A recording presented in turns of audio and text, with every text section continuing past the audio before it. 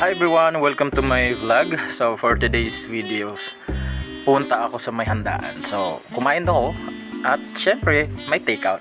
Yan na nga yung tinake-out ko. Merong gado, merong lechon, merong taba-taba at merong may dinuguan. So syempre kailangan nating initin para hindi mapanis hanggang mamayang gabi o pwede pang abutin ng kinabukasan or pwede isang linggo pa.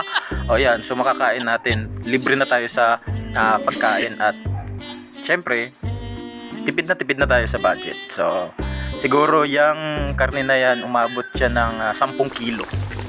Ayan, so hindi naman talaga 10 kilo. So umabot siya ng kalahating kilo. So magkano yung 1 kilong baboy ngayon, 'di ba? So makakatipid ka na. Wais ka pa. 'Di ba? Kapal ng mukha ko eh.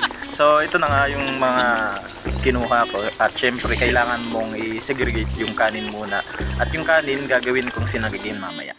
Okay? So para hindi mapanis lahat. So pwede pa yung hanggang bukas ng gabi or pang isang linggo yan eh. Ayun yung lechon. So ayun na nga. Kumain ka na, nabusog ka na, may takeout ka pa, may pagkain ka pa, panggabihan at pangumagahan. Okay? So wais na wais talaga.